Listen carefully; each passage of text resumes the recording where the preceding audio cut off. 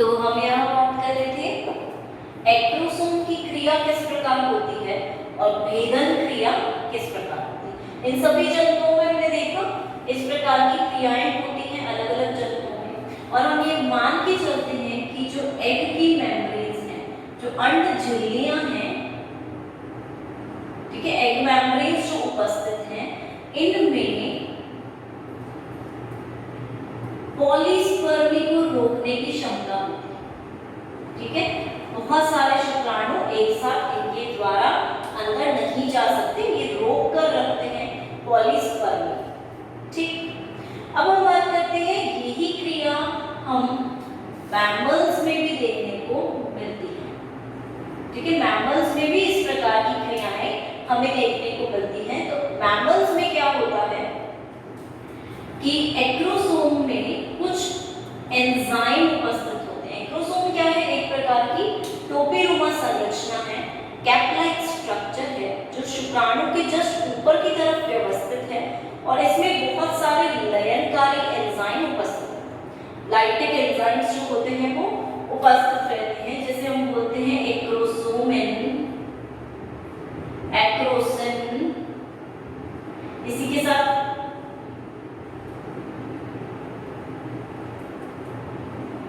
Hyaluronidase. तो ये सारे एंजाइम यहाँ उपस्थित हैं। अब अगर हम अंडाणु की बात करते हैं तो अंडाणु के चारों तरफ हम बोलते हैं कोरोना रेडिएटा उपस्थित है।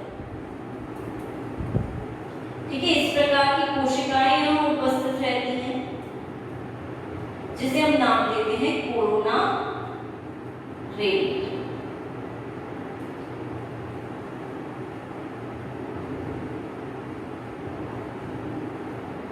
ठीक, अब हम ये बोल रहे हैं कि कोरोना रेडिएटा जो है ये किसकी बनी हुई है? पुटिकीय कोशिकाओं की बनी हुई है। फॉलिकल्स जो हैं उनके द्वारा ये बनी हुई है, और ये फॉलिकल्स एक दूसरे से जुड़े हुए हैं। किसके द्वारा जुड़े हुए हैं? यहाँ पे क्या उपस्थित होता है बीच में इनके?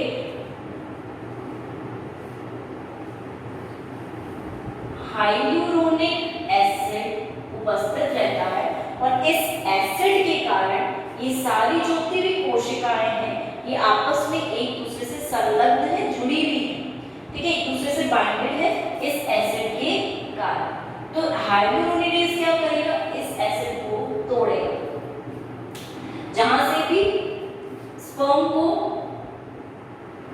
अंदर एंटर करना होगा तो वहां से क्या करेगा? यहाँ पे जो हाइलुरोनिक एसिड है उस पे कार्य करेगा, उसको घुलनशील बनाएगा ताकि वो अलग हो जाए, मेल्ट हो जाए, वहां से अलग हो जाए, और ये कोशिकाएं जो है यहाँ वाली ये अलग अलग हो जाए, सेपरेट हो जाए। ये अलग हो जाएंगे तो ये आसानी से ज़ोना पेल्लुसिडा पर आ पाएगा और फिर उसके अंदर की तरफ भेदन कर पाएगा। तो मैमल्स में सबसे बाहर यही उपस्थित होती है स्तनधारियों में। तो ये कोरोना रेडिएटा की हाइलुरोनिक एसिड पे ये वाला एंजाइम वर्क करेगा। ठीक है, और उन्हें अलग अलग करके अंदर की तरफ भेदन करने की कोशिश करेगा। तो ये तो हम बात कर रहे हैं कि पेनिट्रेशन किस प्रकार हो रहा है, कैसे बाहर की जो झिल्ली है वो गल रही है या कैसे भी करके वहां से हट रही है, जिसके कारण शुक्राणु अंदर की तरफ भेदन क्रिया को कर पाते हैं। ठीक, दूसरी बात करते हैं हम एक्रोसोम रिएक्शन की, एक्रोसोम क्रिया की, किस प्रकार से यहाँ पर क्रिया होती है।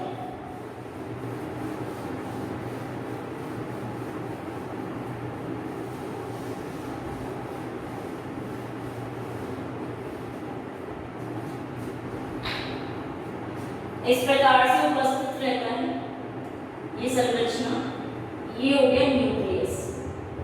ठीक है, और ये एक्रोसोम उपस्थित है। ठीक है, इसमें अंदर की तरफ हम बोलेंगे एक्रोसोम आशय है, एक्रोसोम वेसिकल उपस्थित है। ठीक है, वेसिकल या आशय उपस्थित है, और उस आशय के अंदर क्या है? एक्रोसोमल ग्रेन्यूल्स उपस्थित है, जिसका मतलब हुआ कि एक्रोसोमल कणिकाएं अंदर की तरफ यहाँ पर एक्रोसोम के आसपास उपस्थित।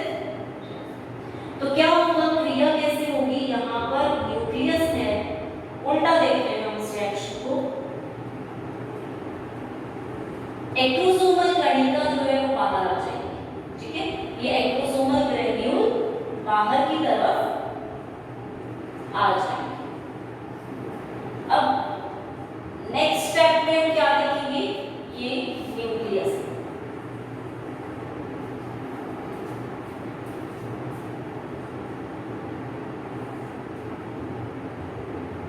यहाँ से प्लाज्मा लेमा जो है, प्लाज्मा मेम्ब्रेन जो है, यहाँ से बाहर आने की कोशिश करेगी। तो इस प्रकार की संरचना फिर देखने को मिलेगी। इसको हम बोलते हैं एक्रोसोमल ट्यूब्यूल, एक्रोसोमल नलिका, या फिर एक्रोसोमल प्रोसेस, ठीक है, या फिर एक्रोसोमल फिलामेंट। ठीक है, तीन चीज बोल सकते हैं, ये आगे की तरफ निकल जाते हैं। फिर नेक्स्ट स्टेप में क्या होगा, ये और बड़ी होती जाएगी। ठीक है, और ज्यादा आगे की तरफ बढ़ती जाएगी और बड़ी होती जाएगी। यहाँ पे बाइंडिंग भी उपस्थित रहेगा। ठीक है, ये न्यूक्लियस उपस्थित है, केंद्रक उपस्थित है, ये उल्टी संरचना होती है। और यहाँ पर क्योंकि क्या होगी, जो अंडाणु है उसकी एनवेलप लेयर, आवरण उपस्थित होगा, तो उसको ये एक्रोसोमल फिलामेंट जो है ये अंदर भेज सकता है। तो क्रिया किस प्रकार से हो रही है, यहाँ पर 4 स्टेप्स में हो रही है। 4 स्टेप यहाँ देखने को मिल रहे हैं हमें कि सबसे पहले तो एक्रोसोमल वेसिकल के अंदर, आशय के अंदर एक्रोसोमल कणिकाएं उपस्थित हैं। ठीक है, और उन कणिकाओं में क्या है, एंजाइम। क्या हुआ, हाइलोरिनेज जो एंजाइम है वो बाहर सिक्रीट हुआ। ठीक है, ये एक्रोसोमल कणिका बाहर की तरफ आती है, बाहर की तरफ रिलीज हो जाती है। ठीक है, ये अंदर की तरफ नहीं जाएगी, ये एग में, अंडाणु में अंदर नहीं जाएगी। तो ये तो क्या हम बात कर रहे हैं, ये बाहर की तरफ निकल जाएगी। फिर हम देखेंगे यहाँ पर कि ये प्रोसेस जो है, यहाँ पर जो एक्टिन फिलामेंट्स तंतु उपस्थित होंगे वो इसकी लंबाई को बढ़ाएंगे, और प्लाज्मा मेम्ब्रेन जो होगी वो इसकी लंबाई को बढ़ाएंगे। तो एक तरह का प्रोसेस, फिलामेंट या नलिका, एक्रोसोमल ट्यूब्यूल का फॉर्मेशन, ठीक है, इसका निर्माण हो गया। ये और अधिक बढ़ती जाएगी, यहाँ पे बाइंडिंग भी उपस्थित है जो बाइंड करने में हेल्प करेगा, बांधने में हेल्प करेगा। और लास्ट में ये क्या कर जाएगी, जो एग मेम्ब्रेन है, एग एनवेलप है, उसके अंदर एंटर कर जाएगी, पेनिट्रेट कर जाएगी, और एक्रोसोम की क्रिया इस प्रकार देखने को मिलेगी। ठीक है, भेदन कर जाएगी और अंदर भेद कर फिर ये ज़ोना पेल्यूसिडा को भेदेगी और फिर अंदर की तरफ ये न्यूक्लियस लेकर जाएगी। तो ये चीज हो गई हमारी एक्रोसोम रिएक्शन, 4 स्टेप में हुई है। ठीक है, एक चीज और हमें देखने को मिलती है जो ये है कि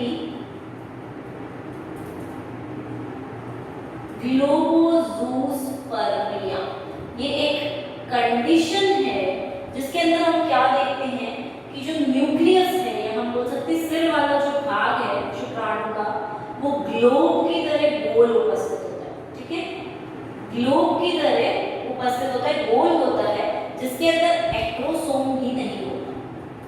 ठीक है, इसलिए आगे से ये पॉइंटेड नहीं होगी, गोल संरचना देखने को मिलती है, एक्रोसोम उपस्थित ही नहीं। और एक्रोसोम उपस्थित नहीं होगा तो ये भेदन क्रिया होगी नहीं, और ना ही ये एक्रोसोम क्रिया देखने को मिलेगी। ठीक है, ये वाली रिएक्शन दिखेगी और निषेचन क्रिया हो ही नहीं पाएगी, फर्टिलाइजेशन प्रोसेस जो है वो हो ही नहीं पाएगा।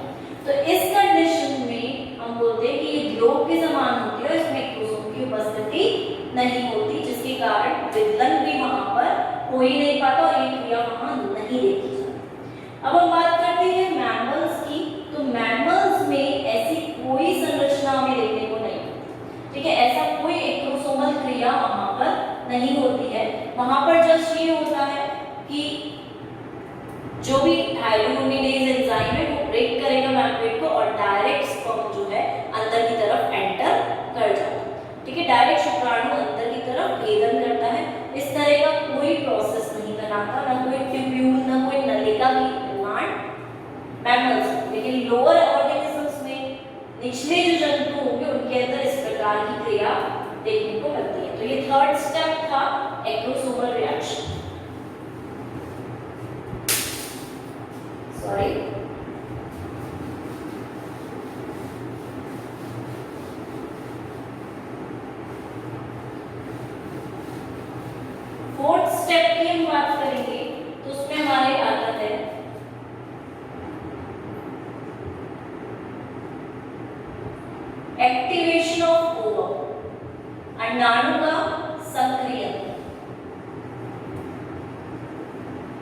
ठीक है, जैसे ही ये दोनों आपस में मिलते हैं तो अंडाणु क्या होता है, हमारा जो ओवम होता है वो वहां पर एक्टिवेट हो जाता है। अब उस सक्रियण में हमें विभिन्न क्रियाएं देखने को मिलती है। सबसे पहला तो चेंज इन कलर, रंग में परिवर्तन देखने को मिलेगा।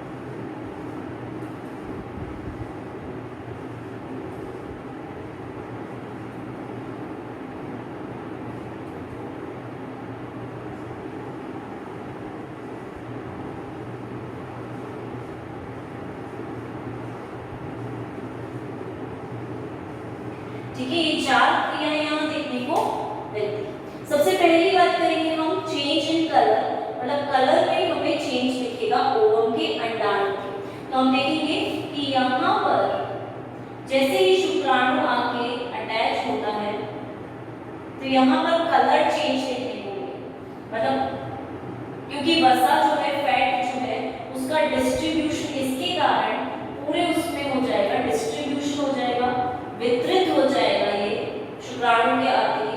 तो पूरा जो अंडाणु होगा वो हमें येलो कलर का दिखाई देने लगेगा, पीले रंग का दिखाई देगा। ठीक है, वहीं अगर हम सी अर्चन की बात करें, ठीक है, सी अर्चन में अगर हम देखें तो इस प्रकार की एक और क्रिया देखने को मिलती है कि यहाँ पर जहाँ पे शुक्राणु अटैच कर रहा है वहां पे पूरा तो येलो होता है और धीरे धीरे ये व्हाइट कलर की तरफ बढ़ने लगता है, श्वेत रंग की तरफ बढ़ने लगता है। जैसे जहां पर अटैच किया तो वहां श्वेत रंग, फिर धीरे धीरे पूरा यहाँ पर श्वेत रंग, फिर और आगे बढ़ेंगे तो पूरा यहाँ पर श्वेत रंग, और फिर ये पूरा का पूरा जो एग है वो पूरा व्हाइट कलर में चेंज होगा। तो इस तरह से यहाँ पर चेंज, बदलाव देखने को मिलता है। तो यहाँ कलर में चेंज की बात की तो कलर में चेंज इस प्रकार हुआ। सेकेंड हम बात करेंगे फॉर्मेशन ऑफ फर्टिलाइजेशन, मतलब यहाँ पर शंकु का निर्माण होता है, जैसे हम बोलते हैं निषेचन शंकु। होता कहाँ है, ओवम में होता है।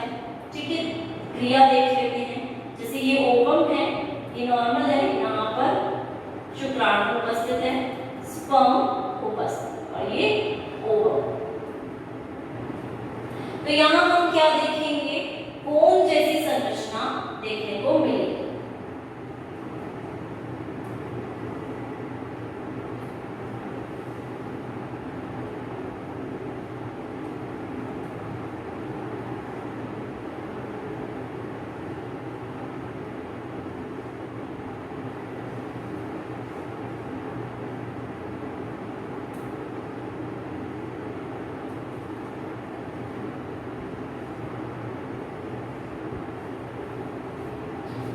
ठीक है, इस प्रकार से शंकु निर्माण हो रहा है, कोन का फॉर्मेशन हो रहा है। ठीक है, शंक्वाकार में, और इस कारण से जो शुक्राणु है उसे अंदर खींच पा रहा है कोन।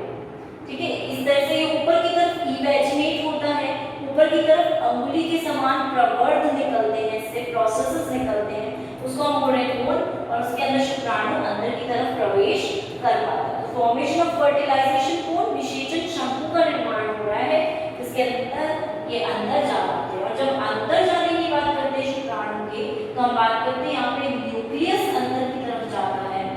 ठीक, इसी के साथ मिडिल पीस भाग, सेंट्रियोल्स जो होते हैं वो अंदर जाते हैं, और माइटोकॉन्ड्रिया अंदर की तरफ जाते हैं। बहुत सारे जंतुओं में टेल जो होती है वो बाहर ही छोड़ दी जाती है, और पूरा का पूरा जैसे ही शुक्राणु अंदर चला जाता है तो ये जो कोन है ये वापस से नॉर्मल हो जाता है, एक नॉर्मल अंडाणु का निर्माण करता है। ठीक है, तो इस तरह की संरचना यहाँ देखने को मिलेगी, इसे ही हम बोलते हैं फर्टिलाइजेशन कोन या फिर निषेचन शंकु।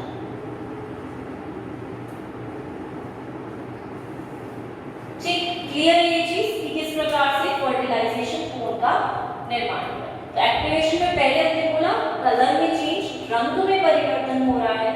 ठीक है, जिससे कलर चेंज हुआ।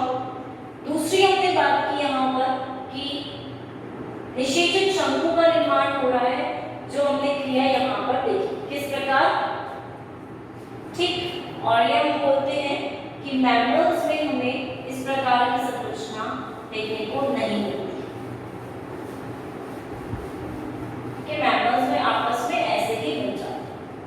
अब तीसरे की बात करेंगे हम, कॉर्टिकल रिएक्शन। ठीक है, कॉर्टेक्स भाग में कुछ क्रियाएं हो रही हैं, कुछ रिएक्शंस हो रही हैं, उसको हम बोलेंगे कॉर्टिकल। देख लेते हैं किस प्रकार से हो रही है रिएक्शन।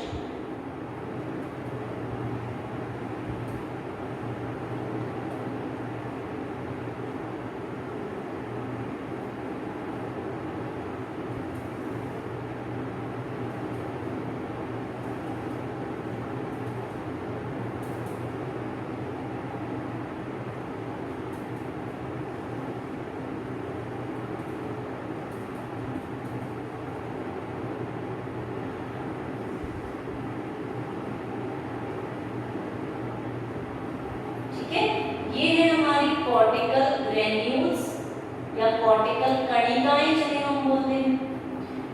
ये है हमारी विटेलाइन कला, विटेलाइन मेम्ब्रेन। ये है प्लाज्मा कला, प्लाज्मा मेम्ब्रेन। ठीक है, इस प्रकार संरचना उपस्थित है। नेक्स्ट स्टेप में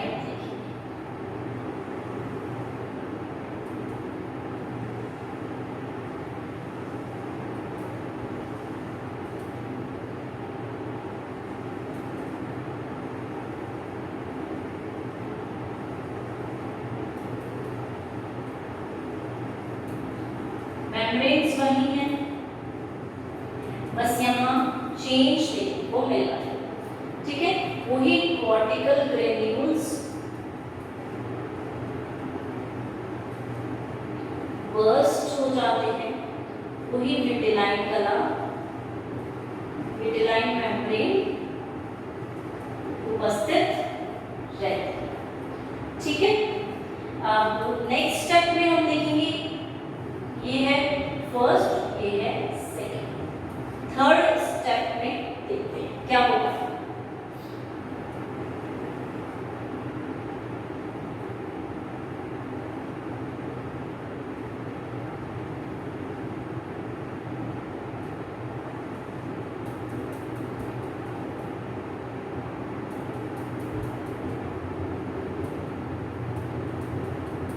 बर्स्ट हो गई है, तो थर्ड स्टेप में हमने देखा कि इसमें बर्स्टिंग होगी।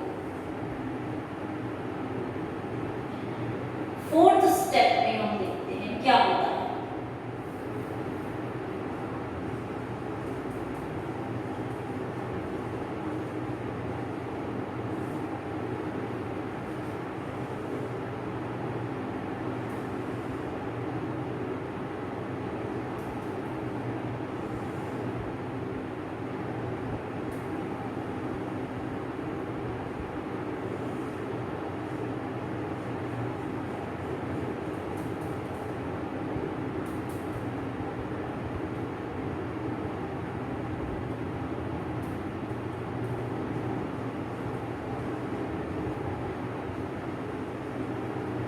ठीक है, ये हमारी कहलाएगी पहली विटेलाइन स्पेस, और ये हमारी कहलाएगी फर्टिलाइजेशन मेम्ब्रेन।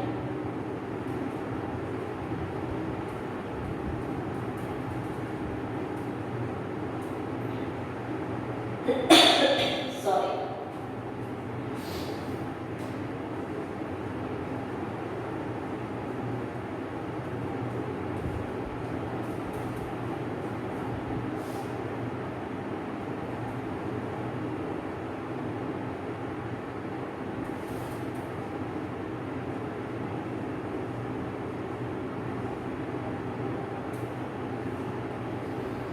ठीक है, इस प्रकार चार क्रियाएं हो रही है कॉर्टिकल रिएक्शन में।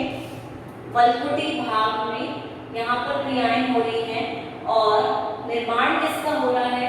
फर्टिलाइजेशन मेम्ब्रेन का, निषेचन कला। ठीक, अब हो क्या रहा है यहाँ देखते हैं।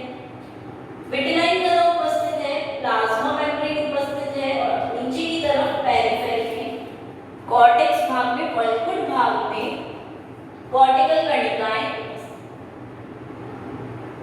अब क्या होगा, यहाँ पर एक एंजाइम कार्य करेगा, ट्रिप्सिन। ट्रिप्सिन कब कार्य करेगा, जब क्या होगा, यहाँ पर वाटर एंटर होगा, जल अंदर की तरफ जाएगा, और जल अंदर की तरफ जाने के बाद ये जो कॉर्टिकल ग्रेन्यूल्स हैं, कणिकाएं हैं, ये बर्स्ट हो जाएंगी, फट जाएंगी, ठीक है, और संलग्नित हो जाएंगी यहाँ पर प्लाज्मा मेम्ब्रेन से। ये प्लाज्मा मेम्ब्रेन है, इससे संलग्नित होकर फट जाएंगे। अब इनके बर्स्ट होते ही यहाँ से कौन कौन से एंजाइम्स रिलीज हो सकते हैं, जिसकी हम बात करेंगे, म्यूकोपॉलीसेकेराइड्स रिलीज हो सकते हैं, ठीक है, इन्हीं के साथ प्रोटीन्स और कुछ एंजाइम्स भी स्रावित हो सकते हैं, ठीक है। तो ये सारे बर्स्ट होते ही ये सारी चीजें बाहर की तरफ आ जाएंगी, वाटर आ जाएगा, जल आ जाएगा, म्यूकोपॉलीसेकेराइड्स, प्रोटीन्स, एंजाइम्स, ये सारे बाहर आ जाएंगे। अब बाहर आते ही इनमें से एक एंजाइम ये भी होगा, ट्रिप्सिन, जो कि प्रोटीन पर वर्क करता है, और ये क्या करेगा, विटिलाइन मेम्ब्रेन और टीएम प्लाज्मा मेम्ब्रेन जो है, इन दोनों के बीच में जो बाइंडिंग है, बंध थे इनके बीच में जो बाइंडिंग थी, उसको तोड़ेगा, ब्रेक करेगा, और इन दोनों को सेपरेट करने की, अलग अलग करने की कोशिश करेगा, ठीक है। ये दोनों अलग अलग हो, तो जिसके कारण क्या होगा, प्लाज्मा मेम्ब्रेन जो होगी वो काफी हद तक ऊपर की तरफ उठ जाएगी, और विटिलाइन मेम्ब्रेन अलग हो जाएगी, दोनों एक दूसरे से बिल्कुल सेपरेट हो जाएंगे। अब इन दोनों को एक दूसरे से कोई मतलब नहीं, ठीक है, क्योंकि ट्रिप्सिन ने इनके बीच के बॉन्ड्स को ब्रेक कर दिया। ट्रिप्सिन प्रोटीन्स पे वर्क करता है, उन्हें तोड़ता है बॉन्ड्स। अब नेक्स्ट स्टेप में क्या होगा, बाहर की तरफ प्रेजेंट है विटिलाइन मेम्ब्रेन, ठीक है। एक और एंजाइम आएगा, यहीं से ही, इसमें से ही रिलीज होगा कॉर्टिकल ग्रेन्यूल से, पेरोक्सीडेज, जो क्या करेगा, यहाँ पर जो टायरोसिन बॉन्ड्स थे, क्रॉस लिंक्स थे, उनको ये क्या करेगा, बनाने की कोशिश करेगा। टायरोसिन उपस्थित होंगे, उनके बीच में क्रॉस लिंक्स बनाने की कोशिश करेगा, ठीक है, विटिलाइन मेम्ब्रेन, ठीक है, जिसके कारण क्या होगा कि यहाँ पर तो क्योंकि ये क्या है, प्लाज्मा मेम्ब्रेन एक दूसरे से अलग हो गई है, तो यहाँ पेरीविटिलाइन स्पेस का निर्माण हो गया, क्योंकि दोनों एक दूसरे से अलग हो गए, और इन दोनों को कोई मतलब नहीं था, ट्रिप्सिन ने कार्य किया था, अलग हो गए, तो पेरीविटिलाइन स्पेस, बीच में बहुत बड़ी स्पेस आ गई, ठीक है। अब यहाँ पर पेरोक्सीडेज ने काम किया, तो टायरोसिन के जो क्रॉस बंध होते हैं, क्रॉस ब्रिजेस होते हैं, उनको बनाने में हेल्प कर रहा है, इनको बना रहा है, जिसके कारण विटिलाइन मेम्ब्रेन बहुत मोटी हो रही है, और फर्टिलाइजेशन मेम्ब्रेन का, निषेचन कला का निर्माण, क्योंकि बॉन्ड्स हो गए, बंधता आ रही है, वहां पे बाइंडिंग हो रही है, तो उसी के कारण एक मोटी फर्टिलाइजेशन मेम्ब्रेन, निषेचन कला का निर्माण यहाँ पर, ठीक है। ये चीज क्लियर है, पेरीविटिलाइन स्पेस किस प्रकार बन रही है ये भी हमें पता है। अब नीचे की जो मेम्ब्रेन होगी वो हाइलीन लेयर में बदल जाएगी, ठीक है, उसका निर्माण हो जाएगा, वो हाइलीन लेयर को बनाएगी। इसी के साथ यहाँ पर कॉर्टिकल से जो पदार्थ निकले थे वो बाहर की तरफ उपस्थित, तो ये पूरी है हमारी एक्टिवेशन ऑफ ओवम में थर्ड रिएक्शन, कॉर्टिकल रिएक्शन, जिसमें निषेचन कला, मोटी परत इसकी बनती है, थिक लेयर बनती है, फर्टिलाइजेशन मेम्ब्रेन। और ये मेम्ब्रेन क्या करती है, पॉलीस्पर्मी को रोकती है, कि एक बार फर्टिलाइजेशन मेम्ब्रेन का निर्माण हो गया तो दूसरी बार दूसरा शुक्राणु इसके अंदर प्रवेश नहीं करता है। ये बहुत मोटी है, और क्रॉस लिंक्स बहुत ज्यादा यहाँ देखने को मिलते हैं। तो ये हुआ फर्स्ट, सेकेंड, थर्ड और फोर्थ, इस तरह से यहाँ पर रिएक्शंस। अब हम बात करेंगे फोर्थ स्टेप की, मेटाबॉलिक एक्टिविटीज क्या होती है, ठीक है, उपापचयी क्रियाएं अब क्या देखने को यहाँ पर मिलेंगी। इसी में देख रहे हैं अंडाणु के सक्रियण,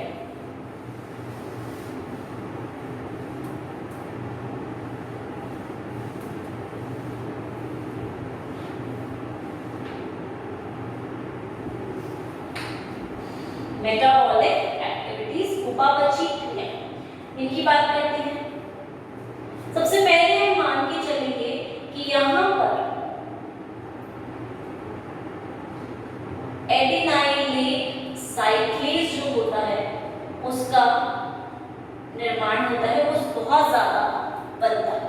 एडिनाइलेट साइक्लेज अगर बहुत ज्यादा बनेगा तो ये क्या करेगा, एएमपी का निर्माण ज्यादा करेगा, एएमपी ज्यादा बनेगा।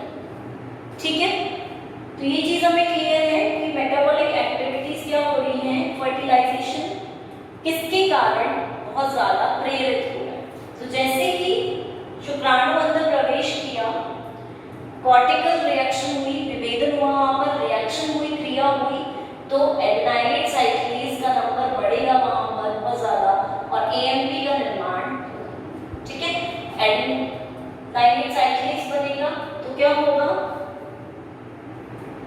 एडेनोसिन ट्राइफॉस्फेट होता है, वो किस पे बदल जाएगा, एडेनोसिन मोनोफॉस्फेट के अंदर, जो कि साइक्लिक प्रकार का होता है, एक दूसरे से लिंक्ड होता है। दूसरी बात करेंगे हम, तो यहाँ पर हम बात करेंगे कि जो पॉलीसेकेराइड्स होते हैं उनका यहाँ पर विखंडन होने लग जाएगा, टूटने लग जाएंगे, ब्रेक होने लग जाएंगे बहुत ज्यादा।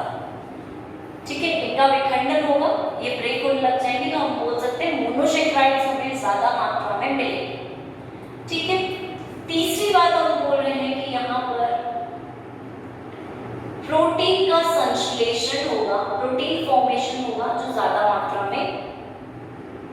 इसी के साथ आरएनए का भी संश्लेषण होगा जो ज्यादा मात्रा में देखने को मिलेगा।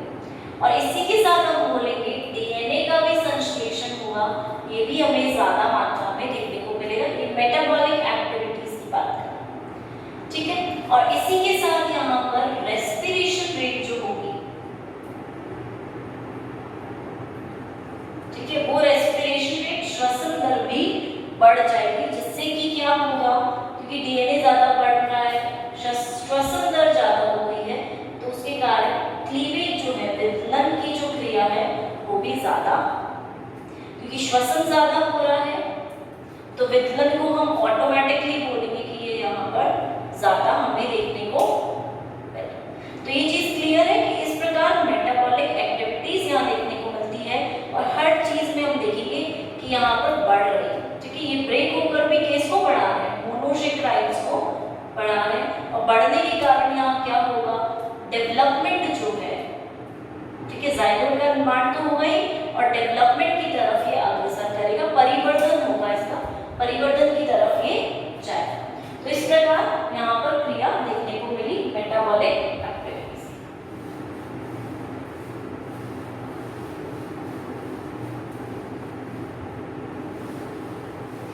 अब पांचवी प्रक्रिया हमारे पास आती है मैकेनिज्म ऑफ फर्टिलाइजेशन की, जिसे हम बोलते हैं फ्यूजन ऑफ प्रोन्यूक्लियाई। ठीक है, प्राक केंद्रक जो है उनमें किस प्रकार फ्यूजन हुआ है, कैसे एक दूसरे से मिल रहे हैं। तो सबसे पहले हम बात करेंगे मेल न्यूक्लियस। ठीक है, मेल्स में न्यूक्लियस उपस्थित होता है, केंद्रक उपस्थित होता है, उसकी बात करेंगे। तो उस न्यूक्लियस में मेल्स के अंदर क्या होता है, जैसे ही जल प्रवेश करता है, वाटर आता है, तो इनका न्यूक्लियस कैसा हो जाता है, बिल्कुल फूल जाता है, दैट मींस स्वॉलन हो जाता है, बड़ा हो जाता है और फूल जाता है। तो इसको हम बोलते हैं मेल प्रोन्यूक्लियाई। ठीक है, मेल प्रोन्यूक्लियाई, जिसको हम नर प्राक केंद्रक भी कहते हैं। ये तो केंद्रक है और ये प्राक केंद्रक, प्रोन्यूक्लियाई है जो कि फूल चुका है और इसके अंदर हर चीज की मात्रा ज्यादा हो गई है। ठीक है, फूल रहा है, एक्टिविटी ज्यादा हो रही है, और आप देख रहे थे हर चीज यहाँ बन रही थी, तो यहाँ पर एक्टिविटी ज्यादा होगी और ये फूल जाता है, साइज में बड़ा हो जाता है, आकार में बड़ा हो जाता है। ठीक है, और ये अंडाणु के अंदर एक निश्चित पाथ के थ्रू एंटर करता है, उस पाथ को हम बोलते हैं पेनिट्रेशन पाथ। ठीक है, या फिर भेदन पथ, कि भेद रहा है अंडाणु को, तो किसी एक निश्चित पथ के द्वारा भेद रहा है, इसलिए हम इसको बोल रहे हैं पेनिट्रेशन पाथ, कि इस पाथ के थ्रू ये अंदर की तरफ आ रहा है। राइट, ये चीज क्लियर हो गई हमें कि इसके थ्रू यहाँ मेल प्रोन्यूक्लियाई आए। होगा कैसा, हैप्लॉइड। अब हम बात करते हैं फीमेल के न्यूक्लियस की, ठीक है। मादा में भी केंद्रक उपस्थित है, तो उस केंद्रक की हम यहाँ बात करते हैं। फीमेल न्यूक्लियस में हम देखेंगे कि यहाँ पर भी ये जो न्यूक्लियस है ये आकार में बड़ा हो जाएगा, लार्ज साइज का हो जाएगा, और इसके अंदर जो वेसिकल्स उपस्थित होती है, ठीक है, वो वेसिकल्स और ज्यादा निर्मित होंगी और ज्यादा वेसिकल्स का निर्माण होगा फीमेल के न्यूक्लियस, ठीक है। उन वेसिकल्स का ज्यादा निर्माण होगा तो उस संरचना को हम बोलते हैं कैरियोमेयर्स।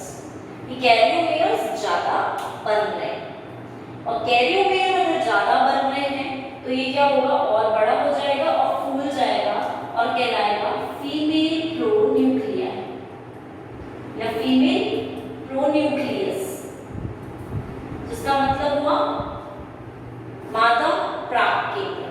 अब क्या होगा, इस पाथ के थ्रू, भेदन पथ के थ्रू ये अंदर आ रहा है और फीमेल प्रोन्यूक्लियस भी यहाँ पर व्यवस्थित है, ये भी एंड है प्रकार का,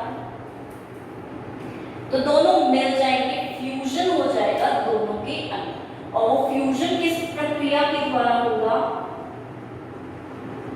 एम्फीमिक्सिस। इसको हम बोलते हैं फ्यूजन ऑफ गैमीट्स जिसके अंदर, या फ्यूजन ऑफ न्यूक्लियस जिसके अंदर होता है, ठीक है। फर्टिलाइजेशन में, निषेचन में जहां प्राक केंद्रक एक दूसरे से मिल रहे हैं, उस प्रक्रिया को हम बोलते हैं एम्फीमिक्सिस, ठीक है। तो यहाँ पर दोनों प्राक केंद्रक एक दूसरे से मिल जाते हैं और जाइगोट जब बनता है, इसी से जाइगोट का निर्माण होता है, दैट मींस युग्मनज कोशिका का निर्माण होता है, जाइगोट सेल का निर्माण होता है, न्यूक्लियस 2n प्रकार का हो जाता है और ये ऑर्गेनिज्म डिप्लॉयड हो जाता है, दैट मींस द्विगुणित प्रकार का। तो इस प्रकार यहाँ पर फ्यूजन ऑफ प्रोन्यूक्लियाई देखने को मिले। तो हमने क्लियर कर लिया कि किस तरह से यहाँ 5 पार्ट्स में ये पूरी क्रिया हो रही है। पहले पार्ट में हमने बोला कि किस प्रकार से शुक्राणु अंडाणु की तरफ जा रहा है, दूसरे पार्ट में कि किस प्रकार से क्रिया हो रही है, दोनों एक दूसरे से कैसे जुड़ रहे हैं गैमीट्स, ठीक है, एक दूसरे के पास कैसे आ रही है, और कैपेसिटेशन क्षमता कैसे बनी। तीसरे भाग में हमने पढ़ा एक्रोसोम की क्या रिएक्शन है, एक्रोसोम क्रिया कैसे हो रही है।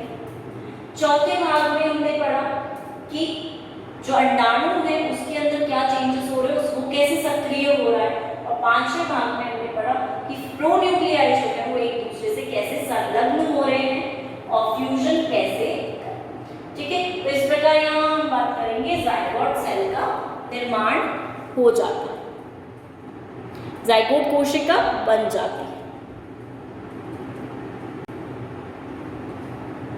एक चीज जो हमें यहाँ देखने को मिलती है वो ये एक चीज हम देख लेते हैं यहाँ पर कि किस प्रकार से ये चीज होती है।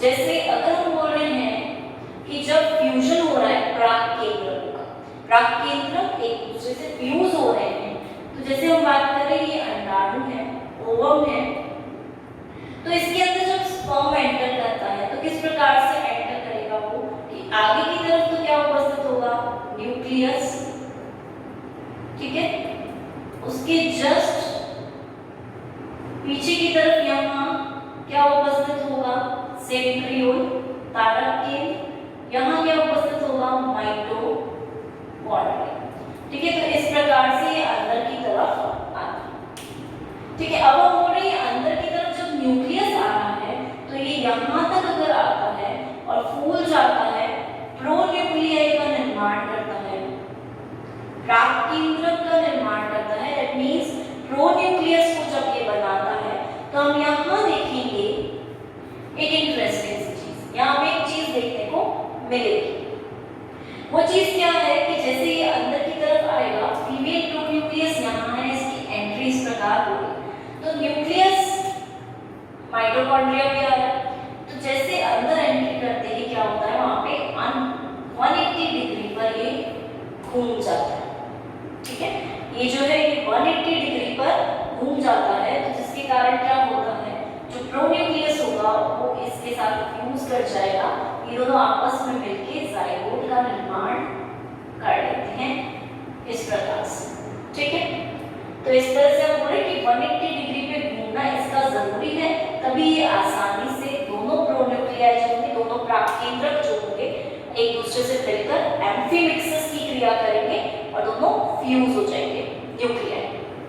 दूसरी बात हम ये भी करते हैं यहाँ पर कि क्योंकि मेटाबॉलिक एक्टिविटीज हमने देखी थी, उपापचयी क्रियाएं हमने देखी थी कि बढ़ रही थी, श्वसन दर बढ़ रहा था, तो वहां हम मान के चलेंगे कि श्वसन दर के साथ साथ जो ऑक्सीकरण की क्रिया है, ऑक्सीडेशन की जो एक्टिविटी है वो भी वहां पर बढ़ती जाएगी। ठीक है, उसमें भी हम बढ़ोतरी देखें। इसी के साथ हम वहां पे एक और चीज जो देखते हैं वो ये भी देखते हैं कि जो कैल्शियम पॉजिटिव आयंस होंगे, धनात्मक आयंस जो होंगे वहां पर कैसे हो जाएंगे, ज्यादा देखने को मिलेंगे उपापचयी क्रियाओं। कैल्शियम की बात करेंगे, मैग्नीशियम की बात करेंगे, सोडियम की बात करेंगे, पोटेशियम की बात करेंगे, तो ये सारे जो हैं ये ज्यादा देखने को हमें वहां पर मिल सकते हैं अंडाणु के अंदर। और एक NAD काइनेज नामक एंजाइम होता है, वो क्या करेगा, NADP को NADPH में कन्वर्ट करेगा। ठीक है, तो इस प्रकार से वहां पर वो भी चेंजेस, वो बदलाव भी हमें देखने को आसानी से मिल देते हैं, क्योंकि NAD काइनेज जो होता है एंजाइम, उसकी मात्रा भी वहां बढ़ जाती है, वो बहुत ज्यादा इंक्रीज हो जाती है। ठीक है, तो ये तो हमने बात की इसकी। दूसरी बात करते हैं हम ब्लॉक ऑफ पॉलीस्पर्मी। पॉलीस्पर्मी को कैसे रोका जा सकता है।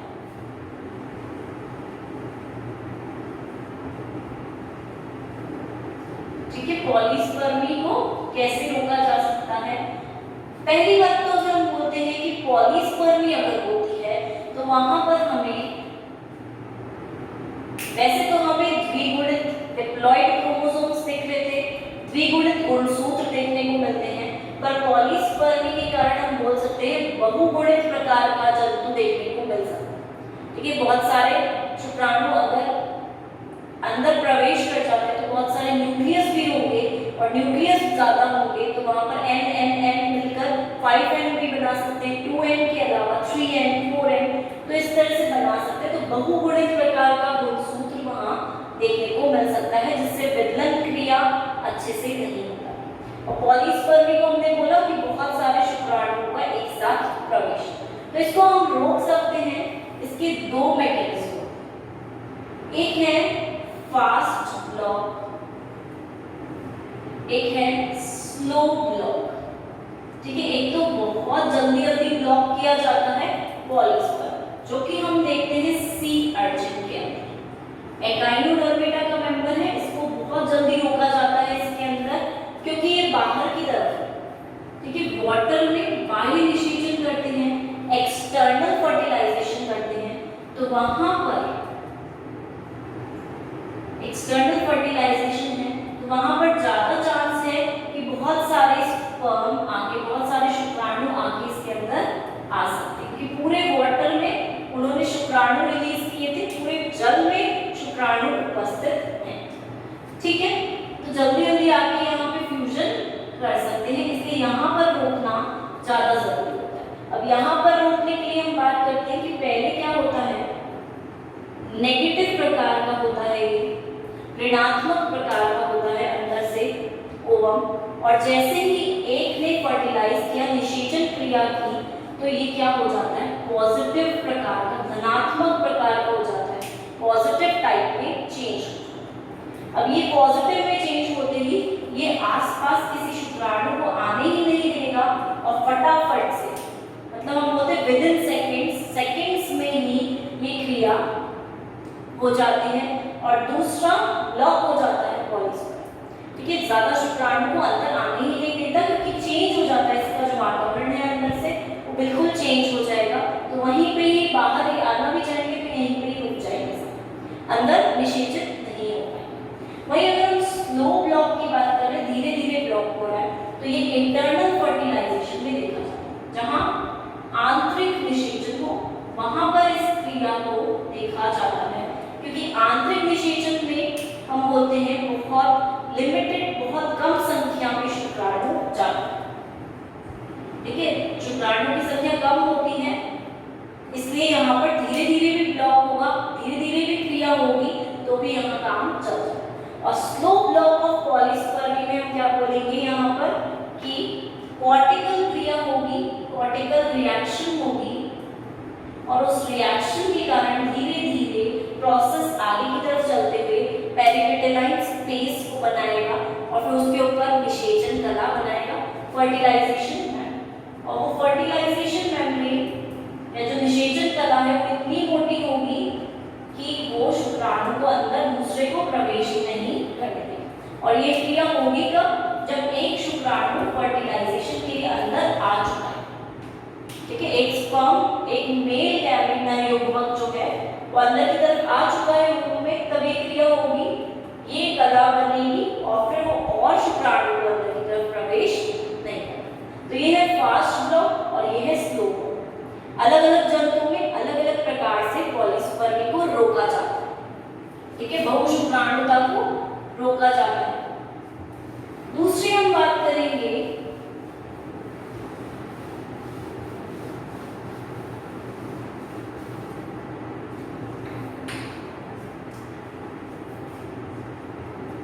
एरर्स ऑफ फर्टिलाइजेशन, कि निषेचन में कुछ एरर्स, कुछ त्रुटियां भी हो जाती हैं जो हम देख सकते हैं, ठीक है। वो त्रुटियां किस प्रकार की होती हैं वो हम देख लेते हैं यहाँ पे।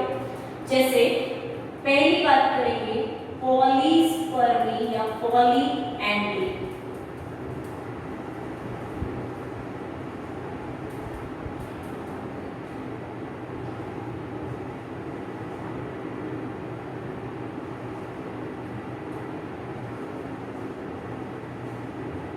जब हम पॉलीस्पर्मी की बात करते हैं इसका साफ साफ मतलब होता है कि यहाँ पर बहुत सारे शुक्राणु जो होते हैं उनको एंट्री मिल जाती है, वो अंदर की तरफ आ जाते हैं, ठीक। मतलब हम मान के चल रहे हैं यहाँ पर कि ये बहुत सारे शुक्राणु यहाँ पर प्रवेश कर जाते हैं जिसके कारण एरर होगा। और अगर बहुत सारे शुक्राणु, एक से ज्यादा शुक्राणु यहाँ प्रवेश करता है तो उसको हम क्या बोलेंगे? सपोज ओवम के साथ दो शुक्राणुओं ने प्रवेश कर तो क्लीवेज हो ही नहीं पाएगा, विघलन क्रिया कुछ समय के लिए रुक जाएगी, वो खुद समझ नहीं पाएगा कि उसे करना है, किस तरह से रिएक्ट करना, ठीक है।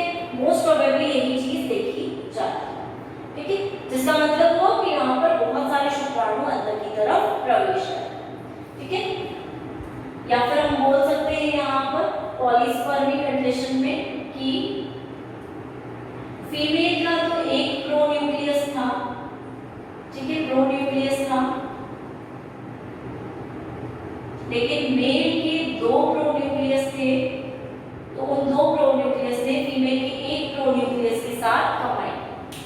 नर प्राककेंद्रक दो थे, एक मादा प्राककेंद्रक था, दोनों ने किया, तो ये पॉलीस्पर्मी की कंडीशन। पॉलीगाइनी मतलब यहाँ पर क्या हुआ कि ज्यादा अमाउंट किसका है? मादा केंद्रक का, मादा प्राककेंद्रक का। तो यहाँ हम क्या देखेंगे? दो प्रकार के मादा प्राककेंद्रक हो सकते हैं और ये फ्यूज कर रहे हैं किसके साथ?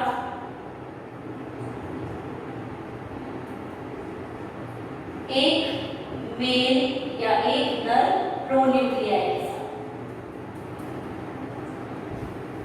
ठीक। तो इस प्रकार की क्रिया यहाँ देखने को मिलेगी। अगर ये दोनों संलयन करते हैं, फ्यूजन करते हैं, तो उस कंडीशन को हम बोलते हैं पॉलीगाइन। तीसरी कंडीशन है गाइनोजीनोट, जिसमें हम बात करते हैं कि दो फीमेल प्रोन्यूक्लियाई, मादा प्रोन्यूक्लियस की आपस में मिलकर फ्यूजन करके क्या बना रहे हैं? भ्रूण का निर्माण कर रहे हैं, एम्ब्रियो को बना रहे हैं, ठीक है, एम्ब्रियो का निर्माण कर रहे हैं। चौथी कंडीशन हम देखेंगे एंड्रोजीनोट, जिसके अंदर हम देखेंगे एंड्रो मतलब मेल, नर की बात कर रहे हैं। यहाँ पर दो मेल प्रोन्यूक्लियाई मतलब दो नर प्राककेंद्रक आपस में मिलकर एम्ब्रियो का निर्माण कर, तो इसको हम बोलेंगे एंड्रोजीनोट, ठीक है। जीनोट बना रहे हैं एंड्रो, गाइनोजीनोट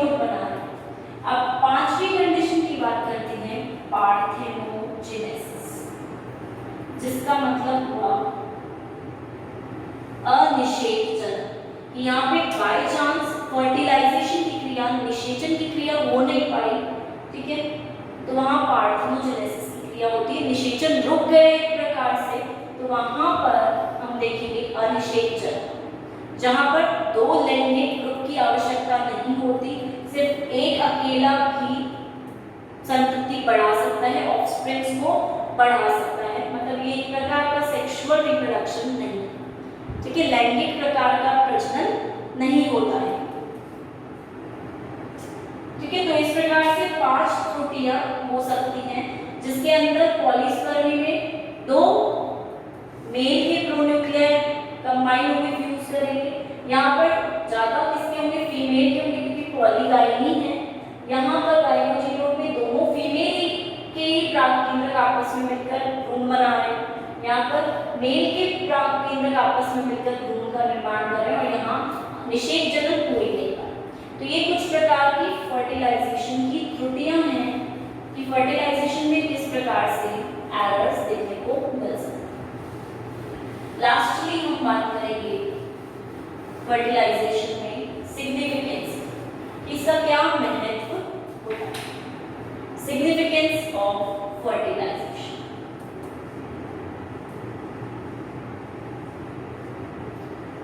निषेचन का महत्व,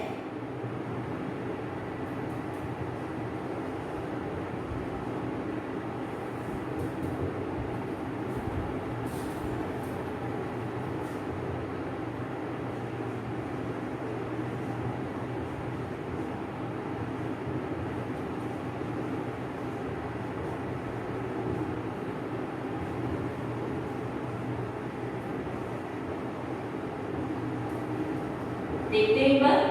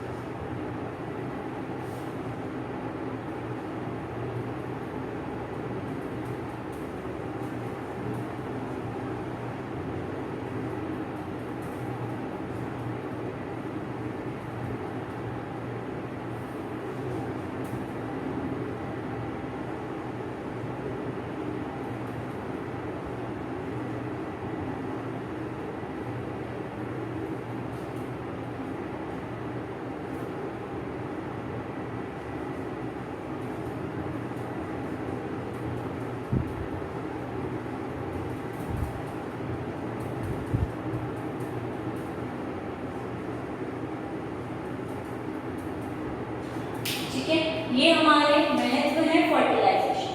सबसे पहली बात करेंगे अगर हम युग्मक की, तो युग्मक किस प्रकार के होते हैं, अगुणित प्रकार के होते हैं, हैप्लॉइड होते हैं। तो फर्टिलाइजेशन के कारण वो क्या करते हैं, जाइगोट का निर्माण करते हैं, और जाइगोट बन जाता है डिप्लॉइड प्रकार का, एक जंतु का निर्माण होगा यहाँ से। तो क्या होगा, क्रोमोसोम्स जो है वो रीस्टोर हो जाएगा, जो नंबर होता है जंतु के क्रोमोसोम का वो रीस्टोर हो जाएगा, वापस से वैसा का वैसा हो जाएगा, ठीक है। वहीं मेटाबॉलिक एक्टिविटीज जो है, जो उपापचय क्रियाएं हैं, इतनी सारी हमने देखी, वो यहाँ पर क्या हो जाती है, बढ़ जाती हैं, जिससे कि आगे हो सके विकास। इस फर्टिलाइजेशन क्रिया के कारण ही हम बोलते हैं कि पैटर्नल और मैटरनल कैरेक्टर्स, मात्रा के और पिता के दोनों के जो लक्षण हैं एक ही के अंदर, युग्मनज के अंदर ही आ जाते हैं, ठीक है। मतलब दोनों के कैरेक्टर्स देखने को मिल सकते हैं, तभी हम बोलते हैं कि बेबी की जो नाक है वो पापा पे गई है, आंखें मम्मी पे गई, तो दोनों के कैरेक्टर्स कंबाइन हो रहे हैं। फर्टिलाइजेशन मेम्ब्रेन बन रही है, निषेचन कला बन रही है इसके कारण, और इसी के कारण पॉलीस्पर्मी को रोका जा रहा है, वहां ब्लॉक किया जा रहा है। इसके बाद ऑफस्प्रिंग्स की अगर बात करते हैं तो ऑफस्प्रिंग्स बनते हैं, मतलब यहाँ पर नंबर जो है, जो भी हम बोलते हैं कि ऑफस्प्रिंग्स जो हैं, जो हमारे बेबीज हैं, उनका बॉर्न हो रहा है फर्टिलाइजेशन के कारण। कॉर्टिकल रिएक्शन हो रही है, बलकुटी क्रियाएं हो रही है, और उन कॉर्टिकल रिएक्शंस के कारण ही अंडाणु में बहुत सारे बदलाव आते हैं।